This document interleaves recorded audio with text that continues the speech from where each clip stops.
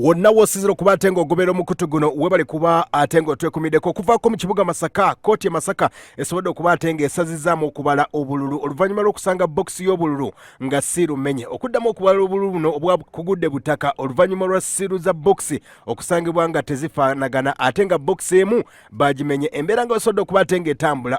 omulamuzi nno wasobodde okuba ate ng'asinziira nasobola okuba ate ng'ayimiriza okubala obululu. Kati we twogera mu kibuga Masaka n'okweyongeraho Kalungu yonna eyasobola okuba ate ng'akwata ekibira kya Nuupu omukulu gwe bayita Katabaze bali mu kujaguza olw'okugamba nti omukulu gwe bayita Vincent Sempija asobodde okuba ate ng'aswaluse n'aswaluka. Embeera egamba nti abadde agala kubba bululu. Bikira Mariya bakutte ebintu bino tewali kyakoleddwa Kalungu kye tutamanyi. Tewali neki. Era okukazi kuno ku returning office mulimu agusiibule ne magistrate tugenda muwaabira magistrate ono oba bisazizaamu otabisazizaamu muvundu. This man is rotten. We wouldn't have reached this level. We wouldn't. Bw'oba oyagala parliament twagendeyo kufuna ssente bagenda kuteeseza abantu. Amuwe mudde simanyi na gy'anaayita Katonda amuwe mudde n'obubbi. Omanyi omubbi atambulira mu kooti saagala gamba nti abatugamba enzige eziri mu masuuti era zeezo ndowooza amundeke enzige ezo mu masuuti Katonda atandise ogijjayo emu ku emu esose bagiyita tobbanga ate omubbi aba n'ennaku ameka ana no enzige esooka bagamba waliwo enzige zo mu masuuti esooka tugikutte. Omanyi bwagamba bw'okwata enseremune emmese ng'ogikwatidde mu kituli naye kati tukutteyo enzige emu ey'omusuuti Sempija awemuse n'awemukira ddala era kati takyagwanibwa kuyitibwa honorable kubanga ebintu byonna byakoze sente zataddemu n'agira ne returning officer Uganda nfu naye Katonda atuyambye ne tuwangula abafu ne bazannyo balooya bange balooya bange bakoze omulimu gw'amaanyi. Kanso Judy Mbabali Kanso Sekanja nti mwami etteeka liri clear. Mwami Sempija basimativu asobola okugenda n'ajwira mu kkooti n'assayo petition naye kati ensonga eneekwata n'okuddamu okubala obulu ekomyawo naye kati waddembe bw'aba awulira simativu agende assayo petition oba okwemulugunya kwe mu kkooti enkulu ey'e Masaka nakwe tujja kuwuliriza tukuuze sula Mukama ali naffe ekituufu kijja kweyoleka. Ogw'okubala obulu ogw'okwagwadde gwakola bulu kumanya ani yawangula kuba abaddeyo yeemulugunya nti bamubba obululu. Bokisi sanze nga zamenye sirungu yamenyebwa kati waliwo omusawo ajja tweta election petition badde mbogisa mu high court awe ensonga ze zesigamizaako omusango era tujja kubaawo okuwoleza client waffe Katumba Chrysostom. Abantu abasanyuse bangi nnyo okusinga abatasanyuse. Thank you. Mukiseera kino tukyali bangi tuzewe kiraga kasebwera nze amanya gange ezisemba te Hussein kyenjogera kalulu kano nze mpulira nga ndi mumativu kuba akalulu twakawangula mu mazima kuba nange ndi mulonzi nondera wali Kiragga polling station ye Kiragga naye osajja ade batesitese tubba naye Katonda nga bwali omulamu asaza amazima era akalulu kafutuzeemu natukola ki ne tukawangula ennaku z'omubbi zibaana era olwaliro tumukutte omubbi Katonda asaza amazima kalutuzeemu tukawangula. Sisuubira nze era sikikakasa nti Sempija mu Kalungu East yali afunye akalulu ak'amazima n'obwenkanya ku mbeera gy'akolamu naye luno Katonda tava mu bantu be ayagadde akakase Sempija nti oli omuntu namulonda kubanga Katonda yalonda Sawulo ate n'amuvaamu bw'akiremedde ku nze ntuse n'endaba obubbi bw'ayolesa nga ne bw'ayingira mu muliro sitaani amugamba tojja ojja kunziba.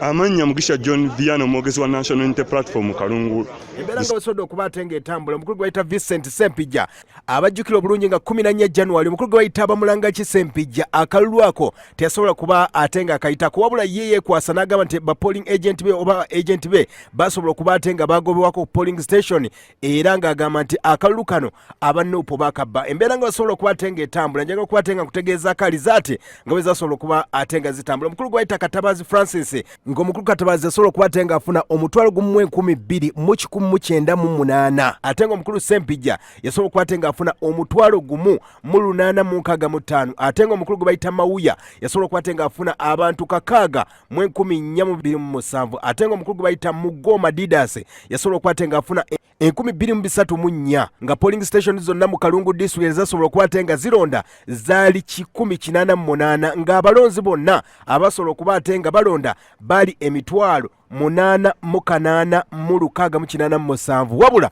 omukulu Vincent Sempijja tesobola kuba ate nga akkiriza ebyava mu kulonda ng'agamba nti abanuupu mukulu Sempijja anoonya we yeekwata mu Luganda kye bagamba okwekwata ku bisubi kubanga twamukuba akalulu n'enkoona n'enywa ensi yonna n'ekitegeera ate teyakaya n'ayadde okusambagala tewali gwe yabuulirako oyadde okuzzaayo nti obannayo babanzibye kino babanzibye kiri Asadu agent we twali naye wali nga ya receiving obululu okuva mu buli polling station kati agamba atya nti ate teyabadde naba agent obululu obwo Asadu bwe yali agatta nga comparinga ne wali bye basomanga yabujjangawa twagamba kino kirabwa n'ayonka nti omukulu anoonya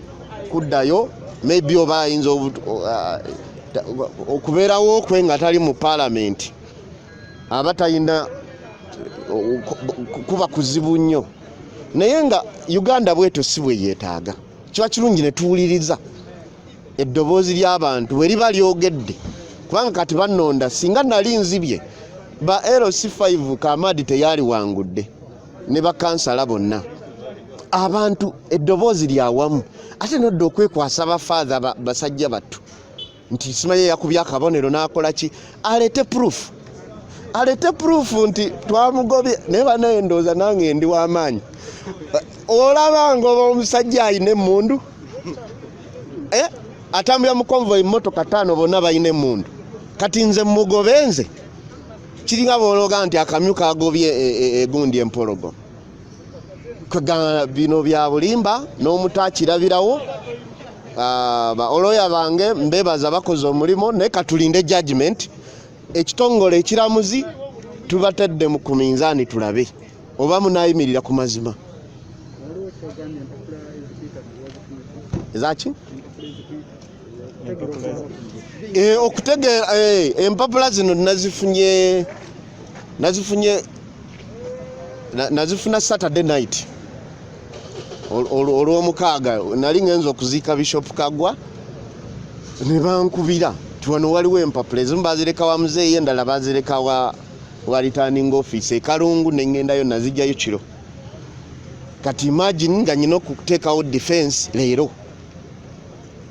era byonna babikoze saawa 3 ebiseera bye bimu nga ne president wange eri naye bakola ki bali mu musango gwe gumu ndowooza ne bagamba katufune engeri gye tubanyiga ne lwakuba naffe batusanze tulaba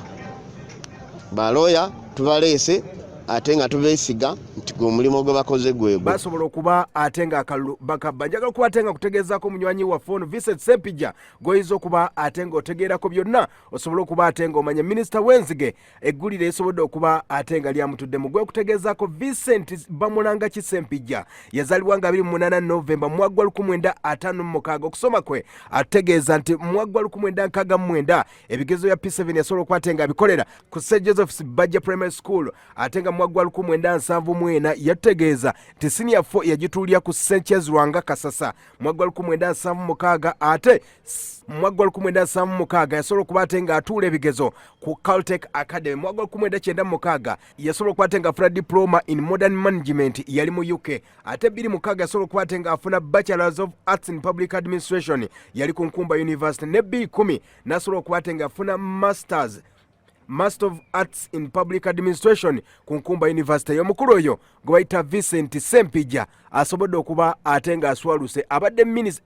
nga Minister Sempijja minisita w'obulimi n'obulunzi mu Uganda okuva mu 2016 paka akadde kano yaliko Deputy RDC Said Zemubende eyo mu 1992 paka 93 era nga yaliko RDC w'e Masaka okuva mu 1995 paka mu 1998 n'abeerako nabeerako chairman wa LC5 Masaka District okuva mu mwaka 1998 paka mu mwaka 2011 ate nga parliament eyajingira mu mwaka 2011 paka akadde kano omukulu gwe bayita Katabazi wasobodde okuba ate nga amujjiddeyo omukulu oyo minisita w'enzige naye nga nabino njagala okuba ate nga mbikujjukiza omukulu Vincent Sempijja we yali asobodde okuba ate nga atandika okuwalampa obukatuliki wulira ebigambo byasobola okuba ate nga ayogera ku munnaddiini basobola okuba ate bamubuuza obutambi oba buyina akadde kano aswaluse katumulinde Uganda yokka esobola okuwanguza omuntu era bibadde bibiri ku mawulire gammwe gwennyini mulonde muganda munnafu ate bibaddeko enkiso buli muntu abimanyi mulonde muganda munnafu ewange wali faaza yakedde ku layini yamaking sure nti yasooseewo ne bamuwa akapapula n'akyukira layini y'abantu batunuulidde n'akola bw'ati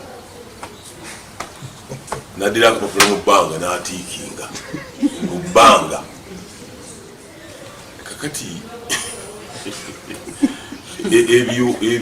ebyo oyinza okugamba nti byabadde okusuula baminisita olw'obutakola yeyo nembeera bw'esobodde okuba ate nga etambula mu kibuga Masaka enzige zisobodde okuba ate nga zirumye essiiru za bokisi ombaddemu obululu bw'omukulu gwe bayita Vincent Bamulanga Kisempijja awo nno omulamuzi n'agamba nti omusango guno agugobye katulinde byonna ebinasobola okuba ate nga bitambula naye ng'enzige zisobodde okuba ate nga zaalumye essiiru